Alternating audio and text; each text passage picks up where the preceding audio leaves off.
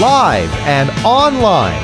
It's Sleepless with Steve and the Movie Book Club with your host, Steve Pulaski.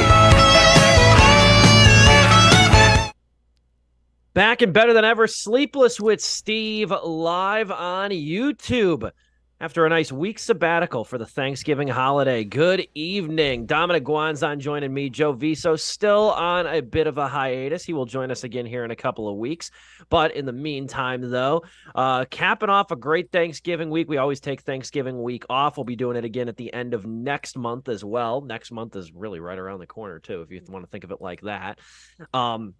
Almost the end of the year, got one of the three big holidays for the end of the year out of the way. It was a really good time for me. Had two Thanksgivings, both with my girlfriend. One was just the two of us. The other was out over at her parents' house, which was very, very nice. Had a lot of great food, had a lot of good company. It was a very solid weekend, 4-day weekend. And hope you got some time as well, Dom, to kind of unwind, sort of recap, eat some good food. Best thing you ate? I will say, let's start with this. Best thing you ate over the Thanksgiving weekend? So it's a Filipino family. So, of course, the best food there's got to be the lumpia. The various kinds of... It's only two kinds of lumpia this year. It was a very small Thanksgiving, but it's still my aunt's vegetable lumpia. So lumpia is like an egg roll. It's a Filipino egg roll. One of the most popular dishes to come out of the Philippines, along with like ube and lechon. But it's her vegetable egg roll, and then I think it's a store-bought. I forget which Filipino store they got it from, but a store-bought like party tray of pork lechon. Lumpia. So it's very good, and it's very it's fried. It's very good and very bad for you, but it's hella good. And honestly, like, how big did you do turkey this year, Steve? Turkey was Catherine's mother made a turkey breast. I didn't have any. I'm not crazy about turkey. She made a really good ham, though. I love ham. Ooh. I don't have it very often. That's the thing we do for Christmas is the holiday ham. That sweet ham. Turkey's all right. I don't not like turkey. The thing that always bugs me about turkey, and some people get what I'm saying and some people don't. I feel like turkey gets cold insanely fast. Yes. Turkey gets cold insanely quick. There's got to be a science behind that. You take it out of the oven, and 45 seconds later, you need to reheat it. Yeah. But this year we didn't even do turkey. We did chicken, because the smallest turkey that I think my aunt could find was still too big for us, because it's no one's favorite really.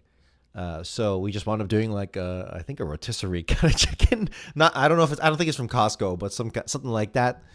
So small enough, and then Chelsea took the rest home, and turned it into chicken pot pie, which has been kind of her tradition for after Thanksgiving cooking.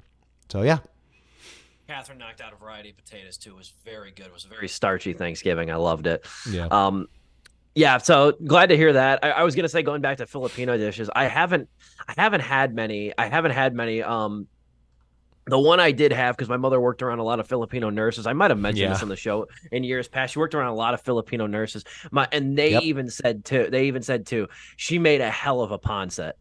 Pancit, that's a very popular one as well. She made a hell of a pancit. I love those long noodles for a long life. Yeah, man. There's all kinds of lumpias, and there's all kinds of pancit. Was a thinner or thicker noodle? Thinner. A thinner noodle. Yeah, those are good. Very thin white noodle. You can grab, if you're getting tired of a big helping of pancit, just put it in a chicken broth, and then you have soup, and it just melts. It doesn't melt, but in your mouth it dissolves rather quickly, and it's nice. Yeah, because they're so thin. They're so thin. That sounds like some good eating, though, man. I'm glad you had a good Thanksgiving. Thank you. And there's so many movies that came out. I tracked it. I went to the theater, I think seven times in 9 days. There was a ton of stuff out. There was a ton of stuff out. Are you still doing a movie a day? Not often. I average about 4 a week. Yeah, it's hard in adult life. Different from college, but and honestly, some days I come home and it's like we've got this tradition. Catherine and I now sometimes come home and it's like, what are you feeling? Bar Rescue or 2.5 Men? 2.5 Men. Oh my God! I will defend completely that relate sitcom. with that. I will defend that. That is one of the funniest damn modern sitcoms. I can't Easily. I understand because my dad and I watched that when I was living at my parents' house. But I don't think I can take any more Chuck Lorre, but a showrunner for that show as well as Big Bang Theory, et cetera, et cetera. But I 100% get it, and also with the fact that I can't really get into fine cinema when I get home or like album. I'm more music oriented, but like still like it's like, oh, this new album came out, Dom, you heard it? It's like I don't really I don't want to sit down and listen to a album front to back tonight. I just want to put on YouTube. I get it. No, I understand that feeling too. I understand that feeling as well. But yeah, a lot of stuff came out. We did watch fine cinema this week, Steve. Yes, we did. My recommendation. But I will say though this, because some people might be wondering why the hell we chose to watch this movie with all the stuff coming out. I hope we do get. I think we're tentatively planning to talk Napoleon here in a couple of weeks. Oh boy! But it was so weird. Like last week we saw Thanksgiving, we saw The Holdovers, and there was one other one we saw. Why am I blanking on it? There was one other one, Priscilla, and all three of those movies were great movies. Priscilla, hopefully we get to talk better, worse, or just different from Elvis? Way different and way better. Better, okay. Way different and way better. Granted, I have a soft spot for Elvis. It cracked my top 5 for that year, but only because Baz Luhrmann, right? Yeah. Yes. Yeah. He literally, no one can make a montage like Baz Luhrmann. And that's not necessarily a great thing, but just no one else can do what he does. But anyway, yes, Priscilla. Well, the funny thing was, there was a good joke about about Napoleon that I saw was that, Elvis came out last year from Baz Luhrmann, and then this year Sofia Coppola directs Priscilla about his wife that is intensely focused on his wife. And fun fact, you only see in that movie Elvis singing once, and there's only one Elvis song played throughout the entire movie. Okay. And it's like a demo. It's like a demo, too, which I think is even funnier.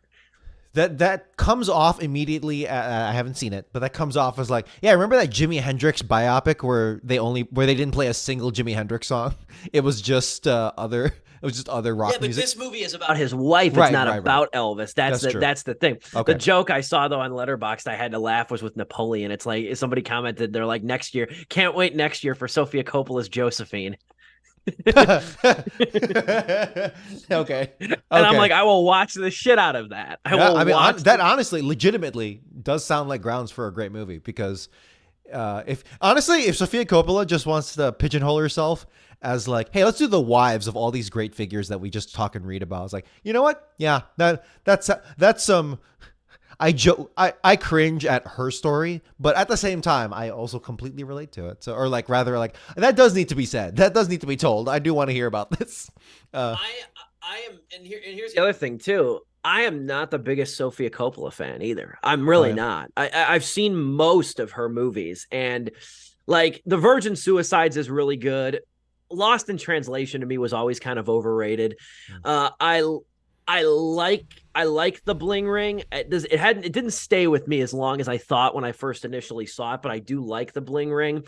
I'm not a Marie Antoinette fan. I probably could go for a rewatch on that, but I was not very big on Marie Antoinette. I might have watched it too young though. In defense of it, yeah, I might have seen it a little bit too young, because a lot of people said Priscilla is very similar to Marie Antoinette. I knew Marie Antoinette is a little. I love historical movies where it's like they lean into the history a lot harder than they probably should for an audience, but. I heard Marie Antoinette was more stylized than anything, but I'm at the same time, I'm not like a stickler where it's like, oh yeah, Fury sucks because they got the wrong tank, or they didn't use the right tactic for this battle. Go to hell. I don't care. It was a good ass movie. But anyway, The Beguiled was good, but again, it had the same thing of The Bling Ring, where I thought the high of seeing it would last longer, and it really didn't for me. The Beguiled, that was the Nicole Kidman one, which shockingly nobody talks about either. But I will say Sofia Coppola over Roman Coppola 8 days a week. 8 days a week. Okay. Real quick, Steve, before I move on, I just want to say your mic is doing some interesting things where it seems to be. It's hopping between two different mics or something, or it's maybe it's the pickup. But yeah, I'll see what I can do. Yeah, while you look into that, I just want to say that I am looking forward to watching Napoleon, and I'm 50-50. However we see the theatrical version, or however that comes out to be, I am 50-50 on if I'm hype for the inevitable 4.5 hour version, the director's cut.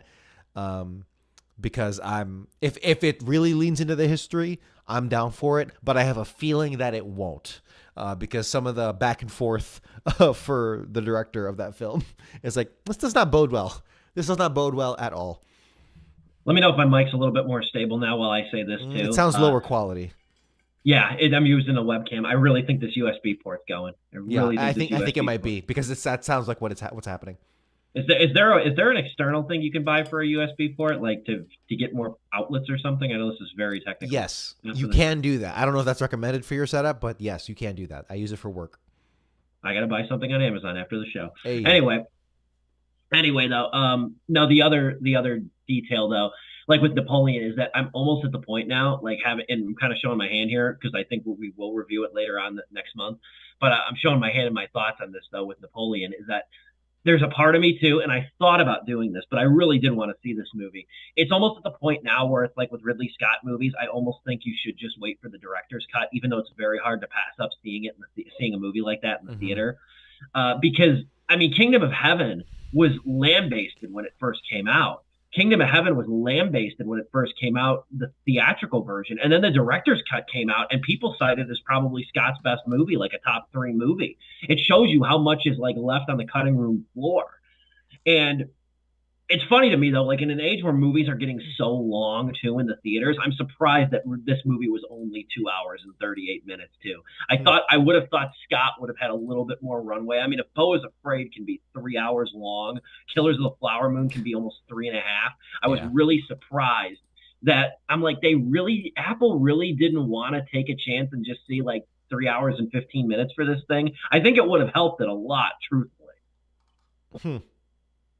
But we can talk about that another week. In the meantime, we will seg over to Good Burger 2. Let's talk some real cinema over here. First things first, Dom, your relationship to Nickelodeon, the Good Burger sketch on all that, the original movie. What is your relationship to Good Burger as a whole? So, Good Burger specifically, don't really remember much of it. I never saw the first movie, and I'm sorry, Steve. Thank you for providing Joe and I with the original, but I just did not have time to watch it. I really wanted to, though, in comparison. And the sketch, not so much. All that, yes. There was a point in time where I was digging all that way more than Saturday Night Live, and that was '90s, early 2000s Saturday Night Live too. But still, Good Burger itself, any memory I have of Good Burger, I feel like I'm just confusing it with Keenan and Kel. So that's unfortunately, common. Unfortunately, I don't really have much to say about Good Burger, but totally a Nickelodeon kid. I loved all that. I love, Kablam, which I occasionally get confused, those two shows, just based off the name. But just a variety of other Nickelodeon programming, of course. But so between, I was definitely more Nickelodeon and Cartoon Network, even I think leaning more Cartoon Network than Nickelodeon, than I was Disney Channel. I did not watch a lot of Disney Channel original movies. And so I think something about that off-kilter, less sterilized, more wacky, more in the vein of Looney Tunes than necessarily cleaner Disney. That's totally my vibe. Fair enough. I liked all that when it was on. I didn't watch it a ton. I'm a huge Keenan and Kel fan, though. I've been a huge Keenan and Kel fan since I was a kid. I've always loved their comedic style. I think they're really great together, and I thought too it was really inspiring to see these two again together after what was kind of like sort of a rift over here with them for a little bit. Back in the late 20 or in the early 2010s, and it was mainly about for what we got to know about the whole rift was that it was really Kenan Thompson wanting to have a solo career and not be tethered to a duo of Kel. I don't think it was much Oh, absolutely. I don't think it was much. I don't think it was animosity towards Kel. I Yeah, think it was more he wanted to do his own thing, that's very and it's fair. and it's funny to think that like Keenan had this child actor career, and then he did SNL. Like he went back almost like usually it's the opposite. Usually you have your SNL career, and then that's the launch pad for your career in comedy and film. But Keenan, it was the opposite, and now Keenan has quietly become the longest member in SNL's history at 20 years. He is the new kind of not new because it's been this way for a while, but like kind of like Daryl Hammond was the longest SNL person. But yes, you're right. Now it is Keenan effin Thompson from Nickelodeon's Keenan and Kel. I never would have guessed that in a million years. But just No, something about him, it just anchors whatever he's in. And I think I didn't watch any of it, but he came back to he was part of the All That revival, I think. I yes, don't know he if it's was. I don't know if it's ongoing. And then even not only that, he revived another show. Was it Wild and Out or no? It was what was he part of? Like other like Canadian Jim Carrey was on this. It wasn't Mad TV, but I don't know. But Keenan has anchored things, and he's kind of become kind of that base, a very friendly, approachable base for that style of show and that style of comedy and etc.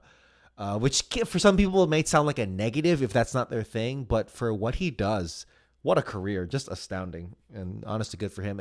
And the thing about Kel and this movie is that motherfucker has not missed a beat. He No, has not, and for me, who hasn't kept all that much with it, with him in his career or whatever, like it feels homely. It feels very homely. It feels like we're coming back.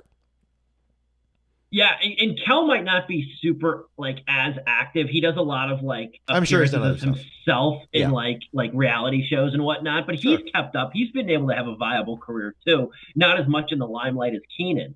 So it's really the one inspiring thing about this, and there's a couple inspiring things, but I think the main inspiring thing is like seeing these two back together, seeing that their energy together really hasn't changed at all. Because I remember like going back to like Drake and Josh, that Merry Christmas Drake and Josh movie, which I feel like a lot of people like that are Drake and Josh fans don't even recognize that as canon. It came out like 4 years after the show ended, like Oh, 3 or 4 years after the show ended, and it was very odd.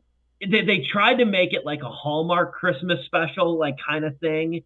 It was this very aggressively sentimental story. I think about this orphan girl, and there was just a weird energy cast over the whole thing. Look it up. It's called Merry Christmas, Drake and Josh, okay. and it's like they try. I admire them for like trying to go the sentimental route, but in doing so, in a way, it almost like muted their own chemistry. And the Yeah. dynamic of the show really, that show really changed. It was still funny, but the dynamic of that show really changed when Josh lost weight. It Hmm. really like because then he was more able to kind of hold his own and be like this, like not so much the oafish character, more of like the clumsy character as well. With Keenan and Kel though, it's remarkable how consistent they've been because this is the first collaborative effort they've really done like for an extended period of time in many years, and they don't age at all either. They No, don't age at no, all. they really effing don't.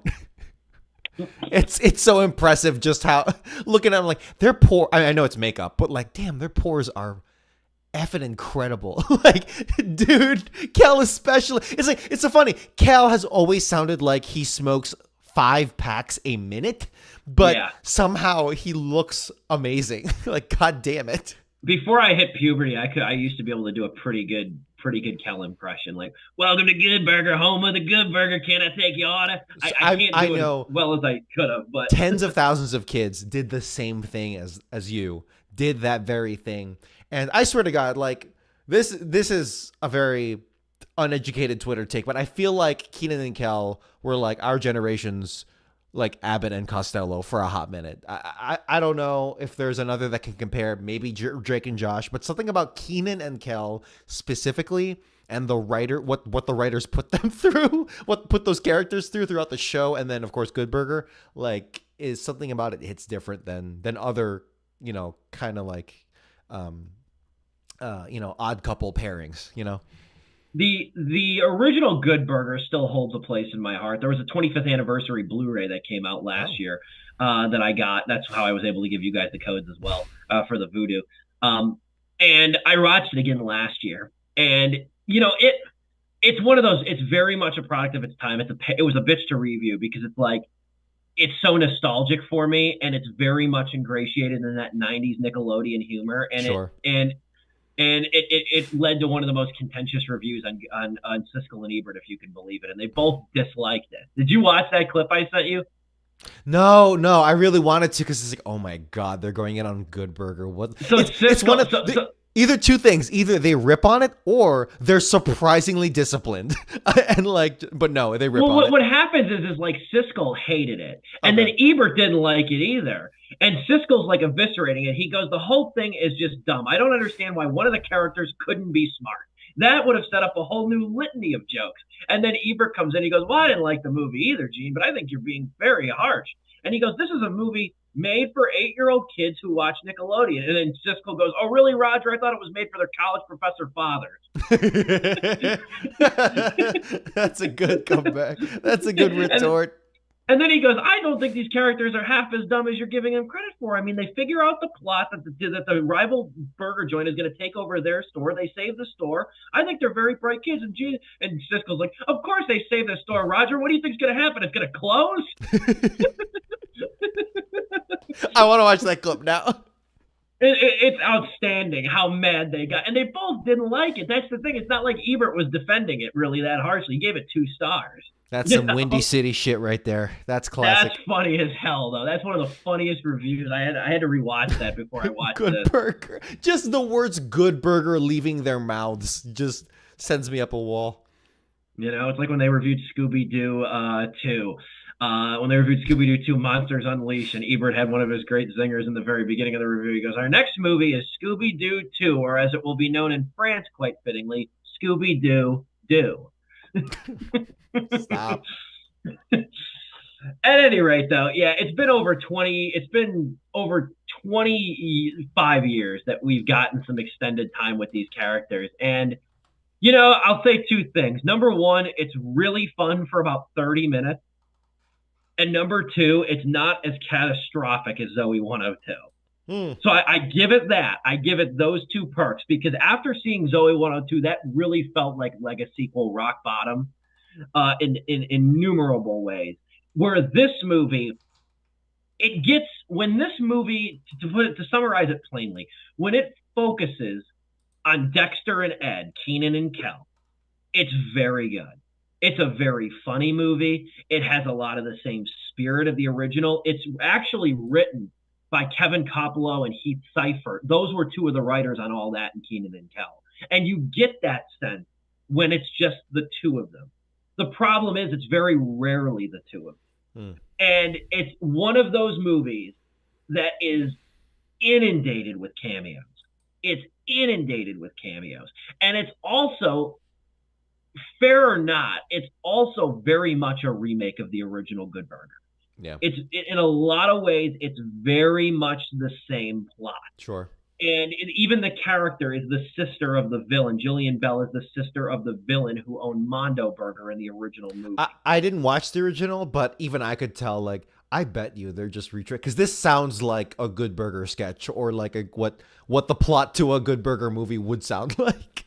Because the only difference is the original movie was a burger joint opens across the street, and it's corporate owned, and it's trying to nudge out Good Burger. In this movie, it's the corporation directly trying to buy Good Burger. So there's not a whole lot of creativity in terms of rehashing the plot. They honestly should have, and I mentioned this in my review, and I'm like one of probably the 20 people that read this book.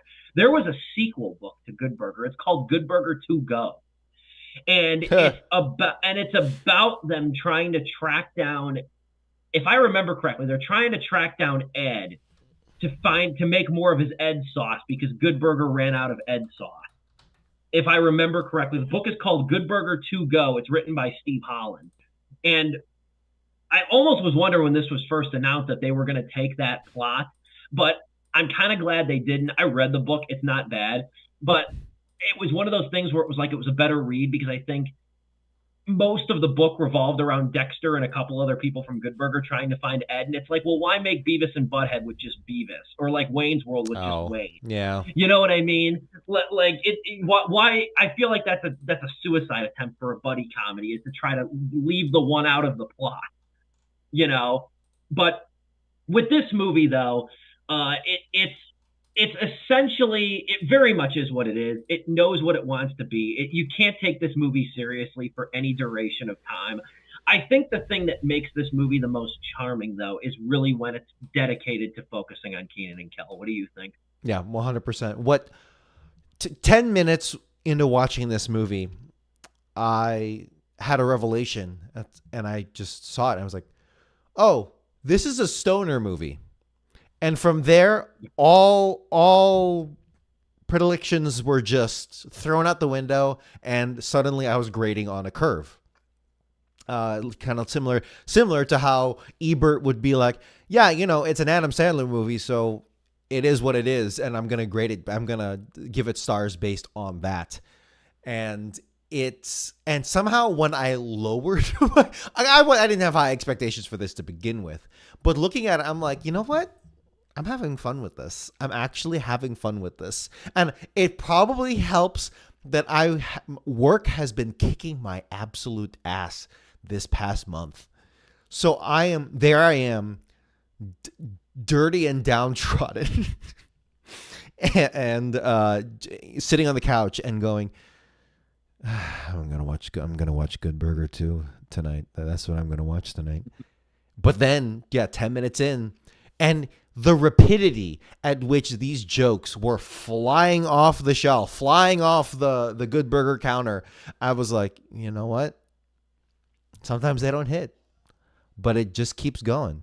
It just keeps going, like that. It really does. Like that Lucille Ball, candy conveyor belt. It just keeps coming, and it's the ratio of things that I found humorous to not. Pretty good in my book. I don't know what that number is, but you know what? I'm having a good time, actually. This is hitting for me. This is working on the level that I need it to work on. And interesting you bring up the Lego sequel stuff. I detect, maybe it's because I never watched the first one and I don't remember much of the sketches. I definitely know, so some of them were. Like that dude they pulled out of the freezer and then never shows up again.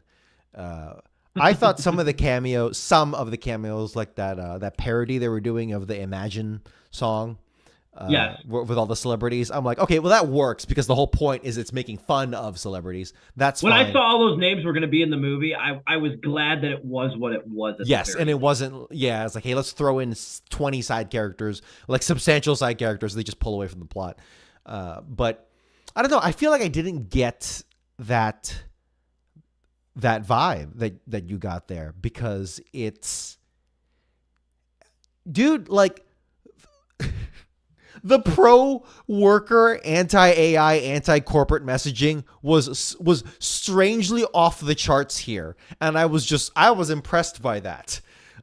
Coming from Keaton, I don't know who wrote it. Who wrote this movie? But even coming from, a Kenan Thompson produced movie where it's like, he is the establishment in comedy. He is SNL at this point. I'm sure whatever happens to Lorne Michaels in the future, once it's no longer Lorne Michaels' baby, I wonder if Kenan's gonna be the one to inherit it. Still, and it's like, even then, this is a very bold take, relatively speaking, for something that is on Paramount Plus. So I'll take it for what it is. I had a very good time with Good Burger 2. Yeah, I will say some of the cameos do work. I thought Mark Cuban's was pretty good. They didn't milk it too hard. Just the fact that he was there and then he was out, and Mark Cuban had an hour and a half of time. Mark Cuban had 90 minutes of his time that day, and he delivered.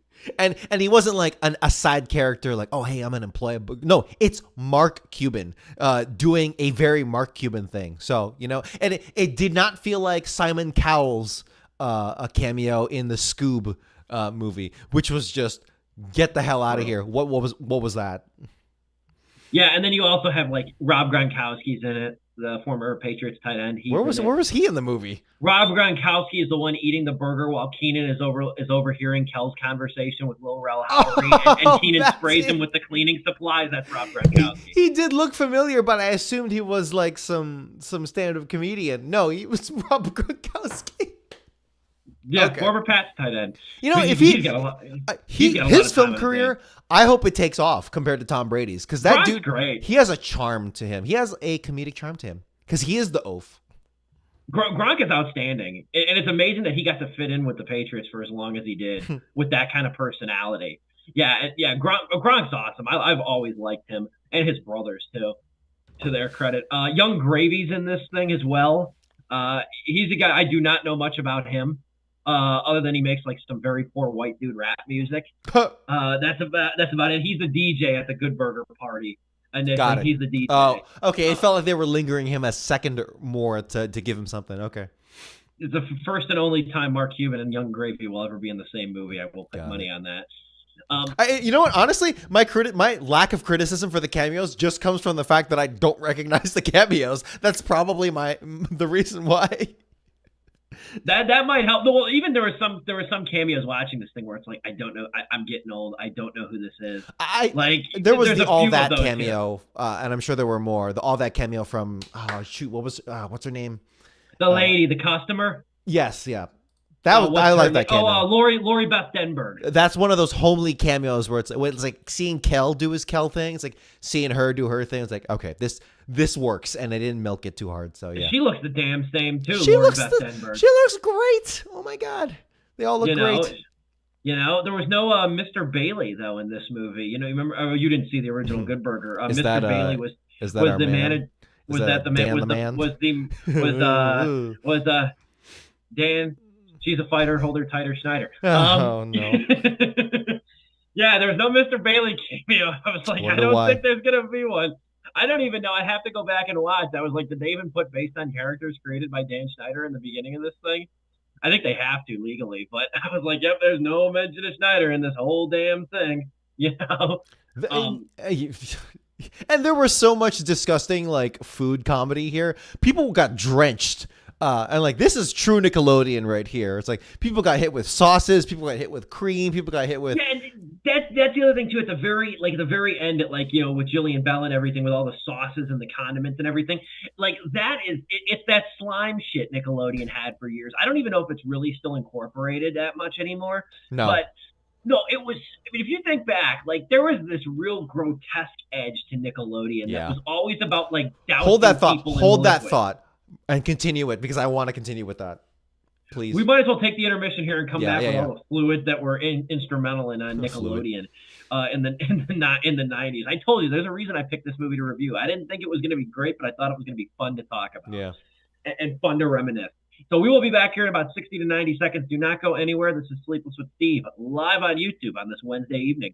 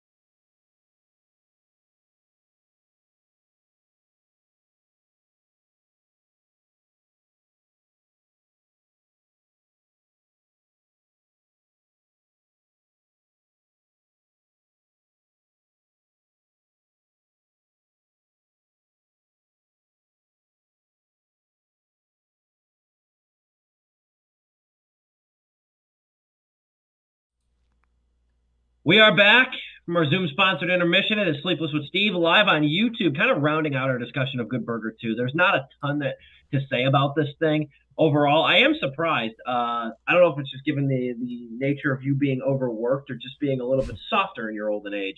You're very, very lighthearted and acceptance of Good Burger 2 for all its foibles and such.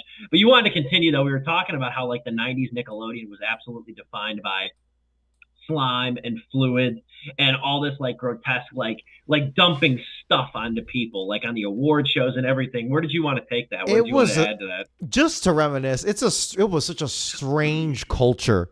Even at one point I was like it went from like watching it as a kid, I'm like, oh yeah, that's funny, that's cool, that's so. And then at one point I'm like, damn, they really like covering people in green shit. Like what is up with this? It's so fascinating. And like at one point it got aggressive.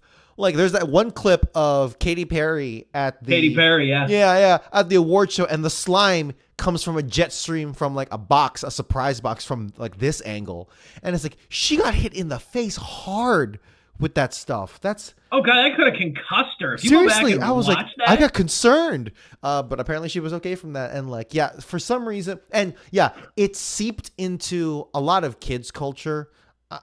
Maybe it was a holdover from like 80s stuff as well. Just general 80s comedy where a lot of the joke was, hey, this person got covered in paint or whatever. That lineage of screwball comedy stuff. And eventually made its way to children's programming.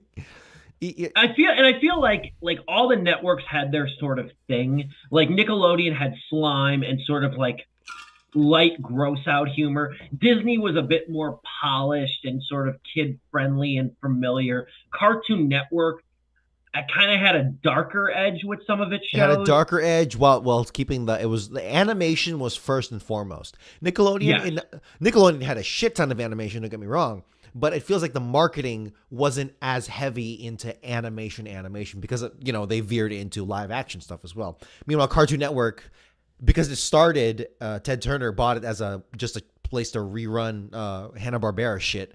Eventually they're like, hey, we can just like animate our own stuff. So there was that angle too, but put the rest of the crap on Boomerang. Yeah. Oh my God. Yeah, exactly. Eventually that became Boomerang. Yeah, you're right. But for Nickelodeon, it even like I saw an ad. I saw like a YouTube video of like, hey, here's 20 minutes of like 2000s and late 90s commercials, right?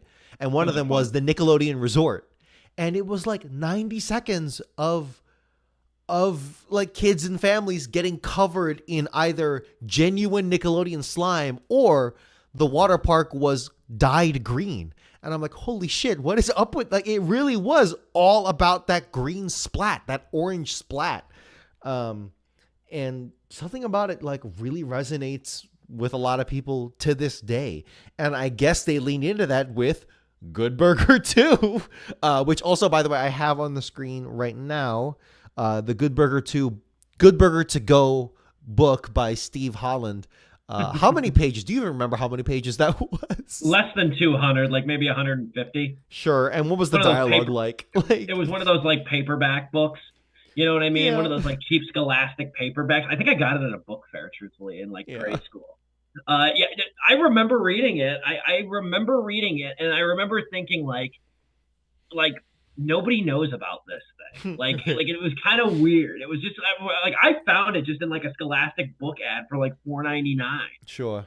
And I believe I still have it in a tote back home somewhere. That's so good. I had to mention that in my review though, because I'm like, I feel like nobody else talks about this, or nobody else, like people don't even know this thing exists. It's like the Drake and Josh manga comics, that I brought. Shut up. What are you talking about? Look up Drake and Josh Tokyo Pop. Pop's one word. That has to be a parody. That has to be something a fan made. No, I'm not even kidding you. I brought the actual book to Drake Bell when I met him to autograph. That's right. You did do that. Yeah, and he's like, I remember these, and he opened it, and his eyes went down, and he goes, no, I've never seen this. And I'm like, they're not the paperback books. I'm like, they're not like the easy chapter paperback. What's it called? What's it called? Tokyo what? Tokyo Pop, one word. and again, I'm never going to be able to talk about these on the show again, probably ever. But like, see if you can find images of what the pages look like too. It's match made in heaven, Drake and Josh. If there's I don't know if you can look inside the book, Probably but not. what they did was I can't tell still images. They took still images of the episodes. Oh yeah. Put the bubbles, like the text bubbles. Okay. So it's live action stills. Yes. But it's in the manga like style.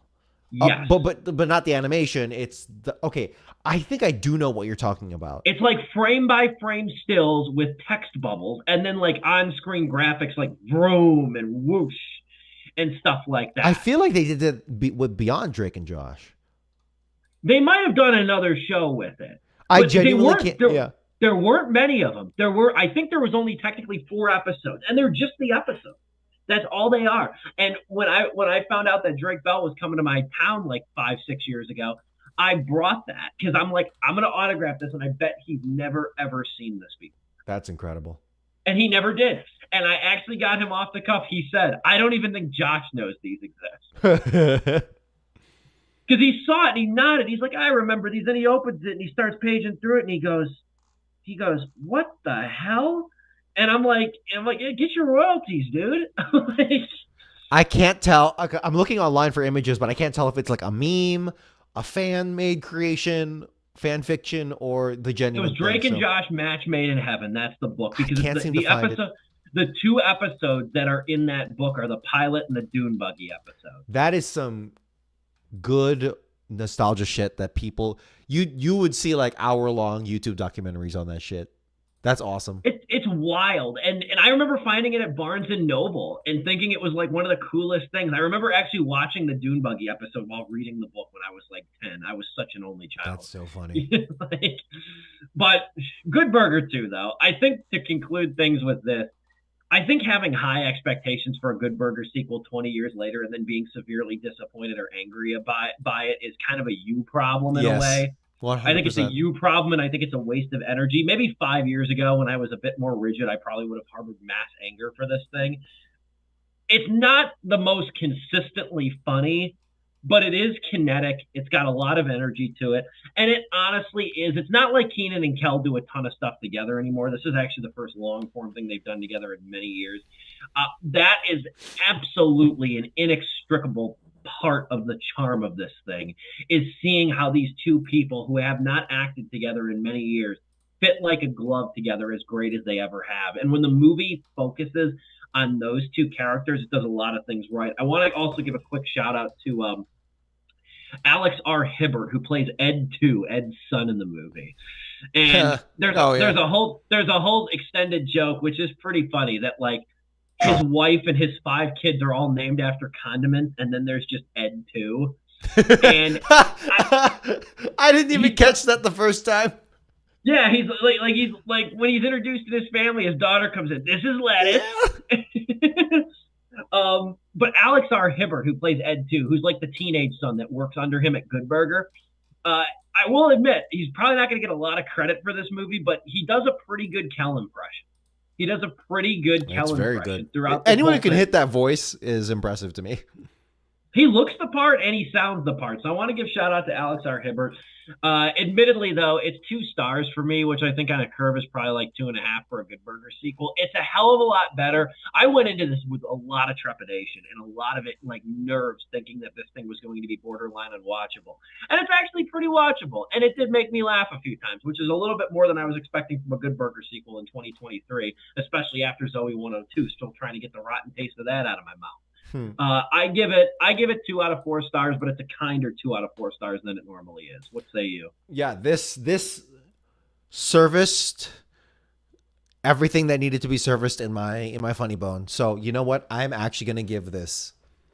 This is, I'll say 2.5 out of 4 stars. I was just on the cusp of saying 3, but I'm like, I think I need to be higher for that shit. I think I need to be drunk. I need to be wine drunk for that.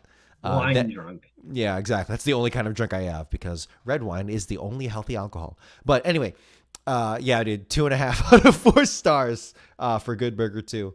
And also, Steve, I'll send this to the group chat. But just apropos of absolutely nothing except Drake and Josh, I just found an old video of Drake and Josh Talent Showdown Nintendo DS gameplay, 6 minutes on the official IGN channel. The first comment is, they got the backstory wrong.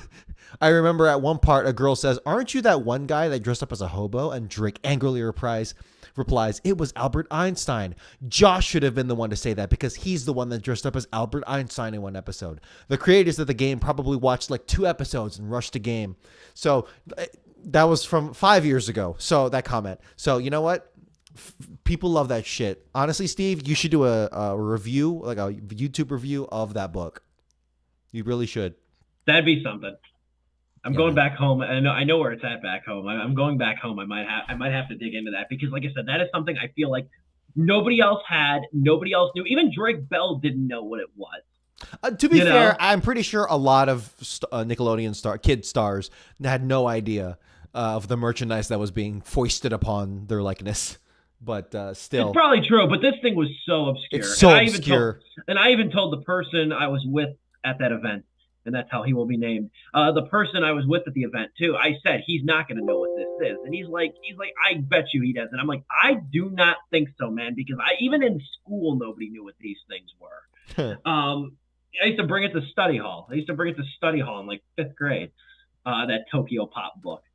At any rate, though, we will continue. We will continue forward with our news topic of choice over here today.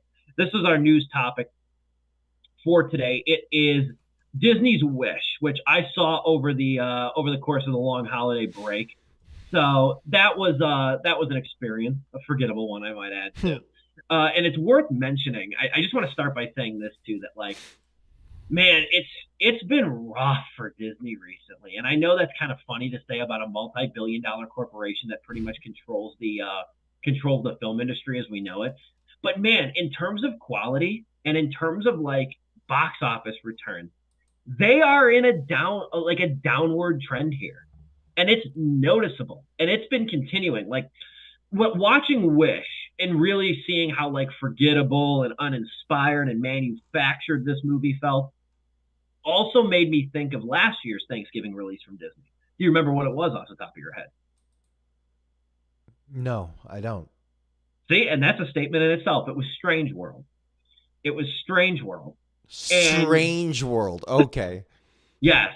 Huh. And uber forgettable movie too, which is shocking in a way too, because Don Hall made that movie. Don Hall, the guy behind Titan AE, okay. Atlantis. 30 seconds of Strange World. Yes. Like the script was just so bland and cookie cutter and vanilla, but the aesthetic was great. Yes. Solar punk. That's solar punk. Very environmentally friendly, but not in a hippy dippy. I mean, kind of hippy dippy, but not. It gets to the source of the argument as opposed to like, just using the aesthetics of it. So anyway, that was the one thing about Strange World that I did appreciate. I had a hard time trying to put my finger on why I didn't like that movie. And I remember like thinking about it. Like it took me to like starting to write the review before I could really like wrap my head around why I didn't like that movie. And I really felt like the best way I could describe it is it felt automated. And what I mean by that is that like it's an adventure movie, but it doesn't feel like there's any real danger. There's no real involvement with the setting either, too. And it almost feels like watching a cutscene of a video game you're not playing, where it's like the entire experience kind of feels like it's on a track. You know what I mean? Yeah. I know that's very abstract, but that was the best way I could describe what Strange World was. And Wish just feels almost totally lifeless. It almost feels totally lifeless for what is honestly a great premise. And I sound like a nut trying to explain it, too, so I'm not going to try. But the crux of this topic we were going to talk about was that how Wish opened with a very meager $31.7 million. That's over the 5-day, because it came out technically on Wednesday, over the 5-day Thanksgiving weekend. $31.7 million. There's only about 8 in my theater on Black Friday morning for that movie, which was shockingly few.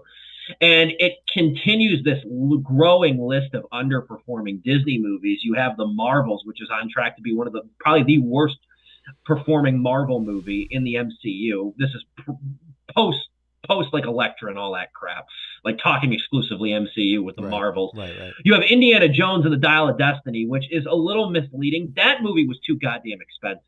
That was the problem insane. with that movie. The budget on that is absolutely insane. I'm like that is the top 10 most expensive movie of all time at like $270 million. It's asinine. And completely forgettable. Everyone forgot about that movie. And it's like everybody. I mean, granted, you could say the same thing about Avatar for a hot minute, but anyway, culture. At least that was culturally, forgettable. This, Indiana Jones. It wasn't even bad. It was just so I mean, it was kind of not great, but it was forgettable, so forgettable, and aggressively so. And I keep harping on it because it is so damn expensive. What was the budget on that? It's just too much. 250, 260. That's mismanagement. Just horribly mismanaged. I don't understand it. I think it was like 110 million more than Crystal Skull. Where did that money go? Did it go into that opening sequence of trying to make Harrison Ford young again? Like, I don't. Swear to God, like, because that's a long opener too. Yeah. And then you had The Haunted Mansion, which you want to talk about a movie that came out even more recently and was forgotten just as quickly. The Haunted Mansion, 2023 Haunted Mansion. Yes, the 2023 Haunted Mansion with Lakeith Stanfield, which honestly was another movie that was like not as bad as it was forgettable. That was one of those movies. You know what the problem with The Haunted Mansion was? The new one. You know what the problem was with that movie? The 30-second review on that is I summed it up very simply. It's too silly and stupid for adults, but it's simultaneously too adult for kids. Okay.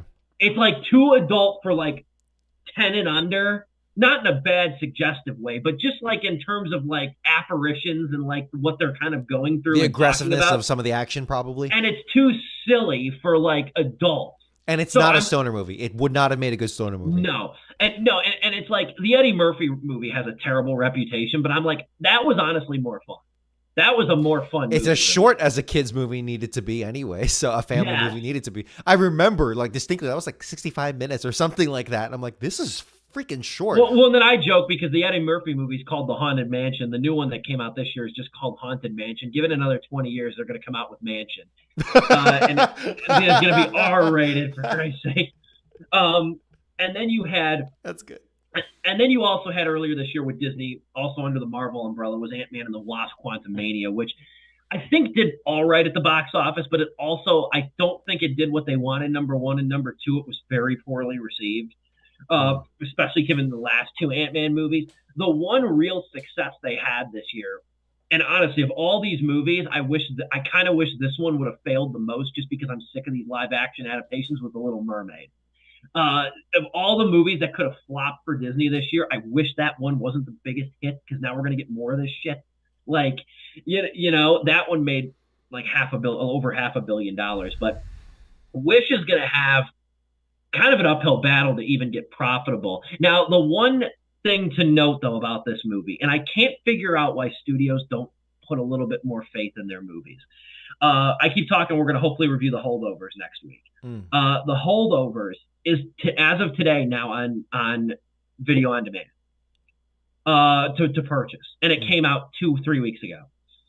Elemental, Pixar and Disney almost made the mistake when Elemental did not do well its opening weekend. They were going to put it on Disney Plus in like a month. But what they did was they exercised patience. Elemental stuck around for the duration of the summer and actually made a lot of money. It didn't have the blockbuster opening weekend numbers, but it stuck around and had staying power. And Wish might be able to do the same thing. The thing I can't figure out, though, is why these studios are so goddamn quick to get these movies on the video-on-demand services. Look at Top Gun. Top Gun Maverick last year came out in May, did not hit Paramount Plus until October. And it created, like, sort of this buzz about when is this going to come to streaming. Oppenheimer. Is Oppenheimer even out on streaming yet? I don't know. I have no idea either. That's almost an unfair comparison because the Barbenheimer phenomenon was just crazy. But honestly, the Top Gun thing, that kind of puts. So look, I mean, the number one reason why Disney's failing is because of women of color. But beyond that, I had to do it. No. I know you did. Of course. But no, in the article, it says right there, analysts believe that several factors should be blamed, including a pandemic-era reliance on Disney Plus, creative shortcomings, and an overdependence on once popular brands. Now, you could have all three of those things you could have seen a mile away. But the point, like, you look, sorry, you have a piece of rebar in your shoulder. Like, it's sticking out of your shoulder and it's just there. Like, I don't know how many times I need to say it's there, but it's there. And like, yeah, you can also have bronchitis, but I think the rebar sticking out of your arm is detrimental to your health. And people have been screaming from the rooftops that, hey, you need to make changes here. South Park now how many times and how many ways do they need to say, like, hey, you are creatively bankrupt. You've had this problem for a couple decades now. People have been saying this since the height of the MCU. Or I should say, in the middle of the heyday of the MCU, you know, like years before Endgame, where it's like, hey, what are you gonna do afterwards? Like, and I'm sure once the documentary's made on all that, the real documentary, not just the internal one, it's gonna be like, yeah, we saw these problems coming, and we're just kind of coasting. We're absolutely coasting. So at this point now, all I can do is just reiterate the same things that reiterate the vicious cycle of like, no, it's not the diversity. The same argument that South Park made, where it's like, it's not the diversity, it's not putting the girl boss first and foremost. In fact, that is the problem that Disney has. Just using that as a crutch, which in itself is sexist and racist to do that, to just trot that out and be your main thing. So in a way, women are the problem, but not because it's women, but because that's all you're making your thing. And then of course, yes, the pandemic era reliance on Disney Plus is frankly, I think that's the biggest thing. That people could say the politics. I think the lack politics of creativity is the biggest show. Which the of lack course, of creativity is a part of it, I think, too. But then you look at like the Little Mermaid making all this money too, and you wonder if even that's totally. It's short term though. It's so short term, and it's like you're gonna run out eventually of the Renaissance movies. That's a finite. Infinite growth in a finite world. Like, it's just not possible. And did you see the next live action adaptation they're making that's coming out in 2025? What is it? Moana. They're doing a live action adaptation of Moana. I'm not I'm kind of shocked at how short-sighted, the cravenness of that short-sightedness. It will be 9 years old in 2025. Yeah. That but like, it will again, be 9 years old. But even then, that is another. It's just how rapid this problem is getting. Where it's like, yeah, you're gonna run out. You're gonna run out eventually. And yeah. Like, pretty soon, there's gonna be a live-action Frozen. I'm serious. There's going to be. Now, the thing with Moana, I don't understand. Okay, forget the fact that it's not even 10 years old yet when the movie's going to come out, when the live-action adaptation. Why not just make a fucking animated sequel? Why not make an animated sequel? Are you really going to do the same movie again, live action? Which they did with Frozen, old? But you know, well, the Frozen sequel was good. The Frozen sequel was different. Yeah, that's what I'm saying. Where it's like, just do that. Do that. Yeah, make a totally different movie then for a sequel. Are they really just going to remake the fucking movie in live action? You know, I mean, you can justify Dumbo and Beauty and the Beast for being old movies that are like, then they're remaking. I mean, I thought it was. I mean, you could justify Dumbo and Beauty and the Beast in live action. I thought Lion King was unjustifiable in live action, personally. I even thought The Little Mermaid didn't look good in live action. If you're gonna milk the millennials, if you're gonna milk our generation of nostalgia, that's honestly, as a business model, makes sense to a certain degree because the evidence is there. You know, we eat that shit up. But I feel like tapping into Gen Z and their nostalgia is a recipe, just maybe not total disaster, but just will not work out because Gen Z and Gen Alpha, or whatever you're calling it these days, they're so jaded now. They have no future to look forward to that's good. So you know what? If you try to recycle that nostalgia in such a short period of time, you're asking for poor returns. I feel like, I don't know, Moana. That just comes out wrong. Or you know what?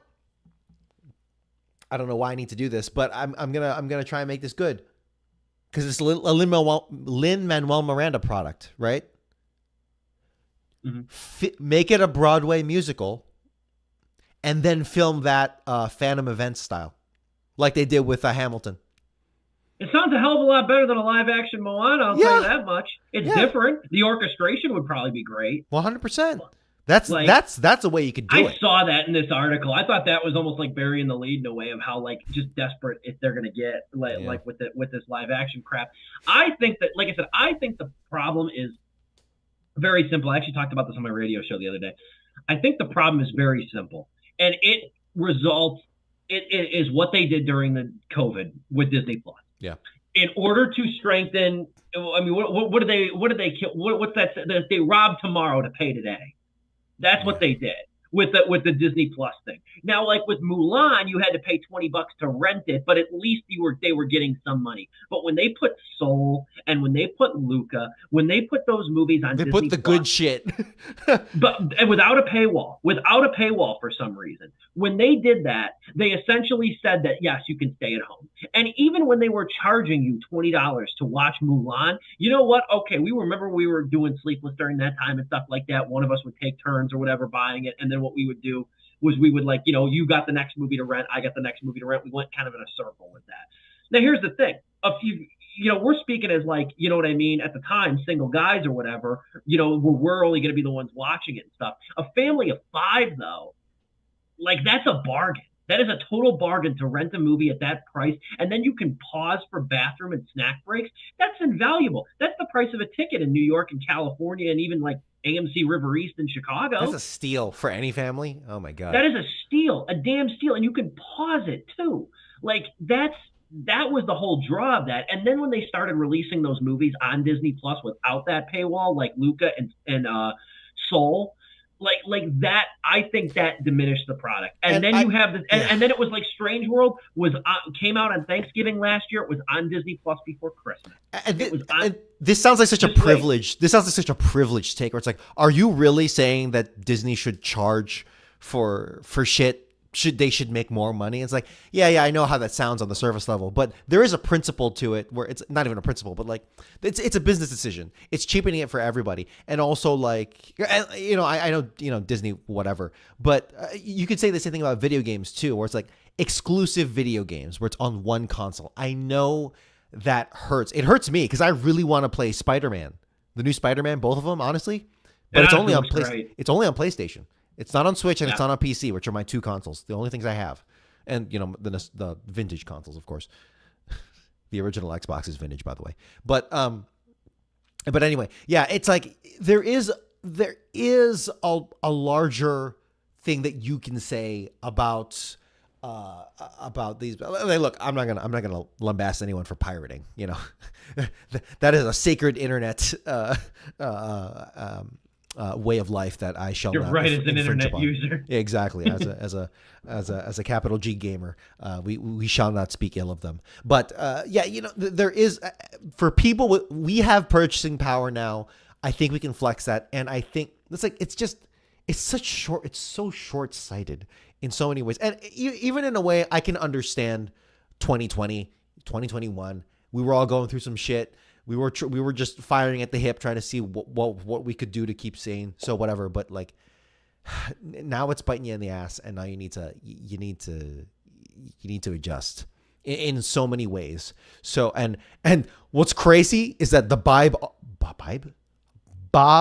Iger fiasco with the CEO wrangling back and forth.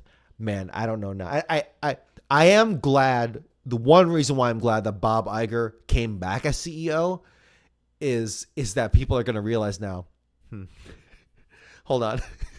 But maybe this wasn't the messianic figure that we thought he would be. Maybe he was also building some problems too, because that's such a classic CEO move. It's where like one sunsets and then he goes off as this beloved figure where it's like, no. Now you can be held accountable for the shit that you did, held accountable on a cultural level. So we shall see how that all pans out, because this is, Wish could not come off. I'm not.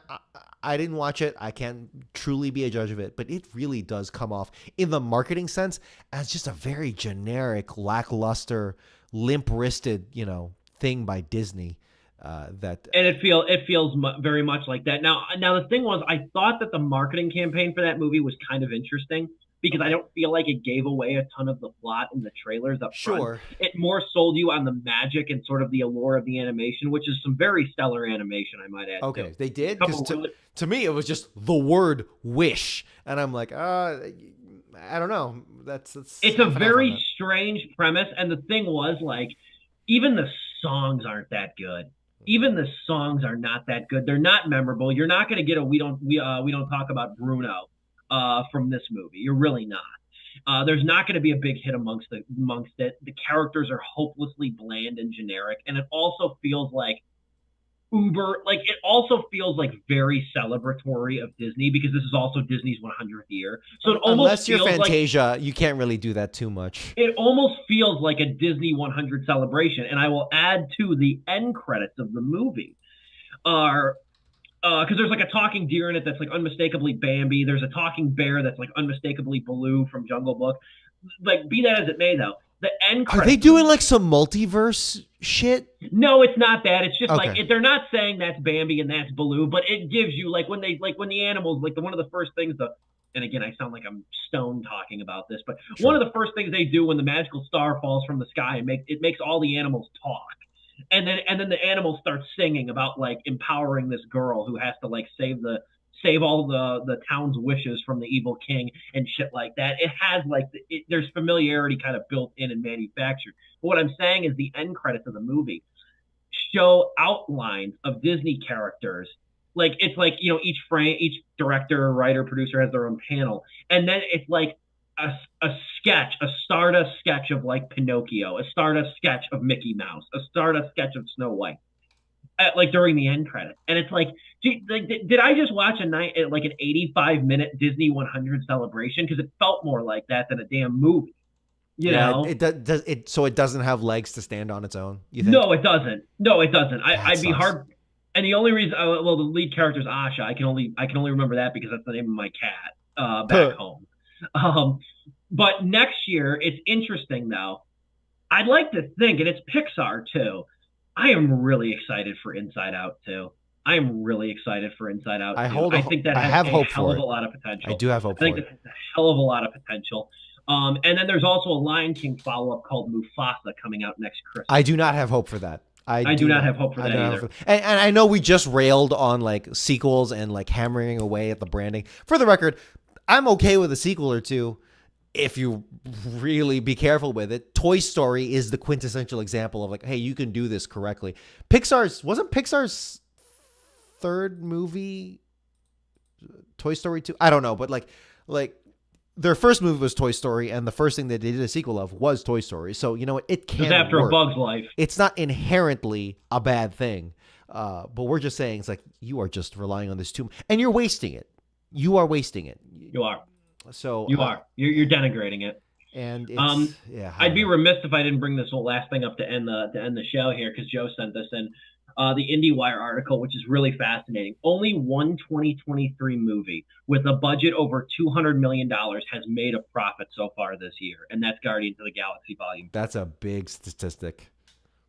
That's one of those eye-popping statistics. Now, my first question is how many $200 million movies have there been in the year 2023? Because like Wish is like 100-something, Napoleon's 100-something. Oh, okay, yeah, you're right. So like, you're right. So there is a bit of a lean there. There is a bit of a slant there of like, well, there haven't been that many $200 million movies, but we just said Indiana Jones 5 was one of them. I'm trying to think of like another one I just know off the top of my head was that expensive.